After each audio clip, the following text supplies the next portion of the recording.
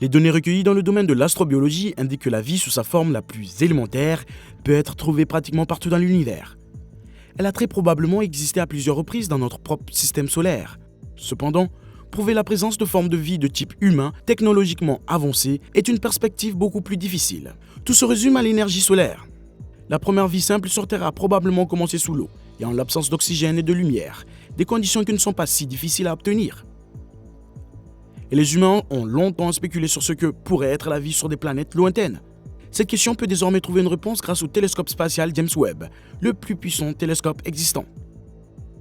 La première preuve évidente de la présence de dioxyde de carbone dans l'atmosphère d'une planète située en dehors du système solaire a récemment été découverte par le télescope spatial James Webb de la NASA. Cette observation d'une planète géante gazeuse située à 700 années-lumière en orbite autour d'une étoile semblable au Soleil fournit des informations essentielles sur la composition et l'évolution de la planète. Après cette découverte, Bill Nelson, administrateur de la NASA, a promis que l'humanité aurait bientôt une vue tout à fait unique de l'univers, différente de tout ce que nous avons vu auparavant. Aujourd'hui, nous allons donc examiner les dernières découvertes du télescope spatial James Webb et analyser ce qu'elles signifient et ce qu'il y aurait d'autre à découvrir. Le James Webb est équipé de 2 caméras infrarouges. La première est une caméra proche infrarouge, souvent appelée NIRCam, qui enregistre des longueurs d'onde infrarouges plus courtes.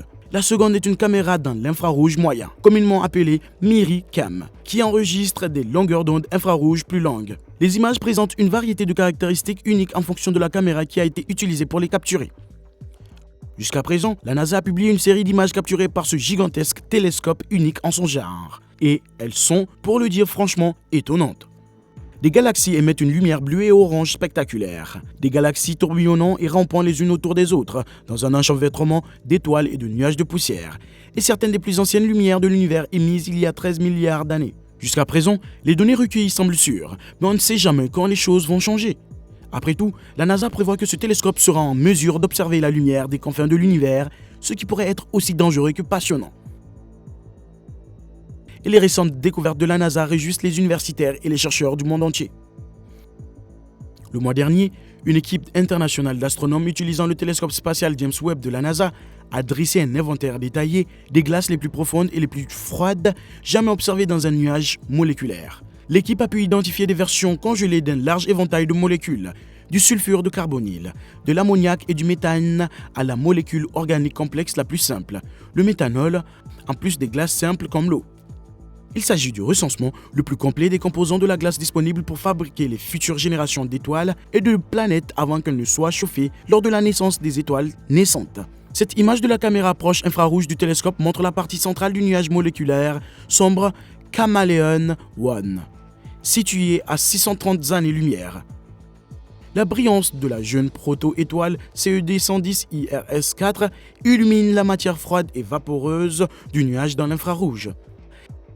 La lumière de plusieurs étoiles de fond, visible sous forme de points orange derrière le nuage, peut être utilisée pour détecter les glaces dans le nuage, qui absorbent la lumière des étoiles lorsqu'elles les traversent. Cette étude fait partie du projet Ice Age de Webb, l'un des 13 programmes scientifiques à diffusion rapide. Ces observations sont destinées à démontrer les capacités d'observation de Webb et à apprendre à la communauté astronomique comment tirer le meilleur parti de ces instruments. L'équipe de l'âge de glace a déjà prévu des observations supplémentaires, dans le but de retracer l'évolution des glaces depuis leur formation jusqu'à la production de comètes glacées. Une semaine avant cette découverte, le JWST a imagé les mécanismes internes d'un disque poussiéreux entourant une étoile naine rouge proche. Ces observations représentent la première fois que le disque précédemment connu a été imaginé à ces longueurs d'onde d'infrarouge de la lumière. Elles fournissent également des informations sur la composition du disque. Le système stellaire en question, AU Microscopy ou AU Mike, se trouve à 32 années-lumière dans la constellation australe Microscopium. Elle est âgée d'environ 23 millions d'années, ce qui signifie que la formation de planètes a cessé, ce processus prenant généralement moins de 10 millions d'années. L'étoile possède 2 planètes connues, découvertes par d'autres télescopes. Le disque de débris poussiéreux qui subsiste est le résultat de collisions entre les planétésimaux restants. Un analogue plus massif de la poussière de notre système solaire qui provoque un phénomène connu sous le nom de lumière zodiacale. AU Mike a été étudié à l'aide du NIRCam de Webb. Les scientifiques ont pu analyser la région très proche de l'étoile en utilisant le coronographe de NIRCam, qui bloque la lumière vive de l'étoile centrale. Les images NIRCam ont permis aux chercheurs de tracer le disque aussi près de l'étoile que 5 unités astronomiques, 460 millions de miles, l'équivalent de l'orbite de Jupiter dans notre système solaire. Le programme d'observation a capturé des images à des longueurs d'onde de 3,56 et 4,44 microns. Les scientifiques ont découvert que le disque était plus brillant à des longueurs d'onde plus courtes, ou plus bleues, ce qui implique qu'il comprend beaucoup de petites poussières qui diffusent mieux les longueurs d'onde plus courtes de la lumière. Cette découverte est cohérente avec les recherches précédentes, qui ont révélé que la pression de rayonnement d'AU Mike, contrairement à celle des étoiles plus massives, est insuffisante pour éjecter la lumière fine du disque. Si l'identification des disques est cruciale, l'objectif ultime de l'équipe est de rechercher des planètes massives sur des orbites larges, comme Jupiter, Saturne ou les géantes de glace de notre système solaire. Ces mondes sont extrêmement difficiles à découvrir à proximité d'étoiles lointaines, que ce soit par la méthode du transit ou celle de la vitesse radiale. Dans une autre découverte, un astéroïde de la taille du Colisée de Rome, entre 100 et 200 mètres de long, a été détecté par une équipe internationale d'astronomes européens utilisant Webb. Cette équipe a utilisé les données issues de l'étalonnage de l'instrument infrarouge moyen MERI, au cours duquel elle a découvert par hasard un astéroïde Interlope. L'objet est probablement le plus petit de Webb à ce jour, et il pourrait être un exemple d'objet mesurant moins de 0,6 miles, 1 km de long, dans la ceinture principale d'astéroïdes, qui est située entre Mars et Jupiter. D'autres observations sont nécessaires pour mieux caractériser la nature et les caractéristiques de cet objet. Ces observations Webb, qui ont été publiées dans la revue Astronomy and Astrophysics, n'avaient pas pour but de rechercher de nouveaux astéroïdes. Il s'agissait plutôt de photographies d'étalonnage de l'astéroïde 10920 1998 BC1 de la ceinture principale qui a été découvert en 1998. Les observations ont été réalisées pour évaluer les performances de certains filtres de MERI. Mais l'équipe d'étalonnage a déterminé qu'elles avaient échoué en raison de problèmes techniques tels que la luminosité de l'objet et le décalage du pointage du télescope. Malgré cela, les scientifiques ont utilisé les données de l'astéroïde 10920 pour développer et tester une nouvelle technique permettant de contraindre l'orbite d'un objet et d'estimer sa taille. La validité de la méthode a été établie pour l'astéroïde 10920 en combinant les observations MERI avec les données des télescopes terrestres et de la mission Gaia de l'ESA. Au cours de l'analyse des données MERI, l'équipe a découvert le petit intrus dans le même champ de vision. Selon les conclusions de l'équipe, l'objet mesure entre 100 et 200 mètres, a une orbite très peu inclinée et se trouvait dans la région de la ceinture principale interne au moment des observations Webb. La découverte de cet astéroïde, qui, selon l'équipe, est le plus petit observé par Webb à ce jour et l'un des plus petits détectés dans la ceinture principale, aurait des implications importantes pour notre compréhension de la formation et de l'évolution du système solaire si elle était confirmée comme une nouvelle découverte d'astéroïdes. Les modèles actuels prévoient la présence d'astéroïdes de très petite taille, mais en raison de la difficulté d'observation de ces objets, les petits astéroïdes ont été étudiés moins en détail que leurs homologues plus grands. À l'avenir, les astronomes pourront étudier les astéroïdes d'une taille inférieure à 1 km grâce aux observations dédiées de Webb. En outre, cette découverte suggère que Webb pourrait contribuer à la découverte de nouveaux astéroïdes par hasard. L'équipe soupçonne que même les courtes observations MERI à proximité du plan du système solaire comprendront toujours quelques astéroïdes, dont la majorité sera inconnue. Avec toutes les découvertes que le JWST fait chaque jour, il est raisonnable de se demander: trouvera-t-il la vie sur une autre planète ou exoplanète? Depuis l'aube de la civilisation, les humains ont spéculé sur l'existence ou non de la vie ailleurs dans l'univers. Il y a 20 ans, on ne connaissait aucune planète en dehors de notre système solaire. Mais depuis, plus de 4000 planètes supplémentaires, également appelées exoplanètes, ont été découvertes en orbite autour d'autres étoiles. Selon la NASA, le cosmos pourrait abriter des trillions d'exoplanètes. La vie végétale extraterrestre pourrait inclure les premières traces de vie au-delà de notre système solaire.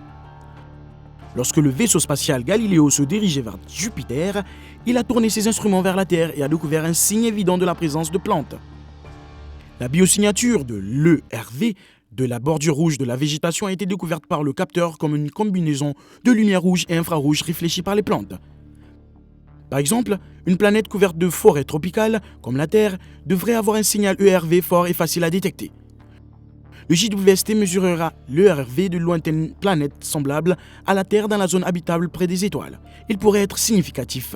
Signe de vie dans l'atmosphère d'une exoplanète lorsque la lumière solaire traverse l'étoile d'une planète. le JWST pourrait être en mesure de la détecter lorsqu'elle pénètre dans son atmosphère. Les longueurs d'onde de lumière manquantes seraient ensuite détectées par spectroscopie. Les atomes et les molécules de l'atmosphère absorbent des longueurs d'onde spécifiques, créant ainsi une empreinte digitale unique que le JWST peut détecter. Cette méthode peut être utilisée pour déterminer la composition de l'atmosphère et l'existence ou non de la vie. On s'attend à ce que la vie existe sur des planètes de la taille de la Terre dont l'atmosphère est similaire à la nôtre.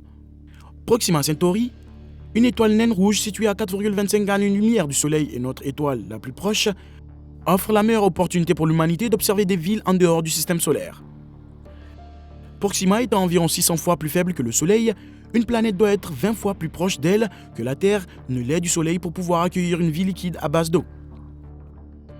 Dans cette zone habitable, les scientifiques ont détecté une planète d'une masse de 1,3 masse terrestre en août 2016.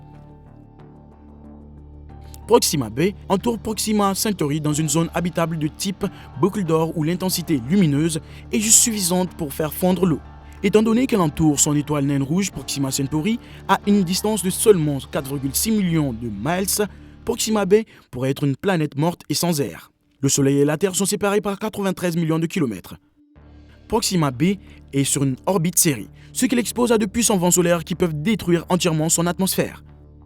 L'étoile fournit également suffisamment de soleil pour maintenir des températures semblables à celles de la Terre et de l'eau liquide.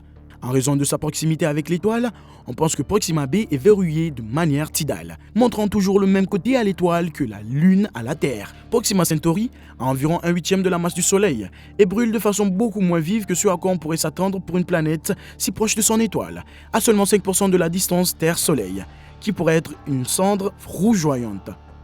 Étant donné que l'énergie totale qui atteint Proxima b en provenance du Soleil ne représente que 65% de celle que reçoit la Terre, l'eau liquide pourrait facilement persister tant que la planète disposait d'une atmosphère pour retenir la chaleur. En examinant ce système stellaire, les scientifiques ont découvert plusieurs anomalies inattendues dans Proxima b. Ces anomalies, connues sous le nom de lumière artificielle, ont laissé perplexes les plus grands scientifiques du monde. Mais de quoi s'agit-il exactement? Ces lumières impliquent-elles la présence d'une vie intelligente sur cette planète? Depuis des années, les scientifiques sont perplexes face à ces questions. D'après ce que nous pouvons déterminer, l'univers devrait regorger de vie. De plus, nombre de ces extraterrestres devrait être suffisamment avancé technologiquement pour que les humains puissent converser avec eux ou capter leur communication radio. Nous n'avons encore rien vu ni entendu et le ciel semble dépourvu de vie. Maintenant que le télescope spatial James Webb est opérationnel, nous avons accès à des technologies d'observation astronomique totalement nouvelles. Ce télescope est suffisamment puissant pour visualiser et imager les exoplanètes au lieu de simplement déduire leur existence, comme l'ont fait pratiquement tous les télescopes précédents. Que pensez-vous de ces dernières découvertes du JWST? Dites-le nous dans la section des commentaires ci-dessous. Faites-nous savoir ce que vous pensez des chances du JWST de localiser une exoplanète habitable dans les prochains mois.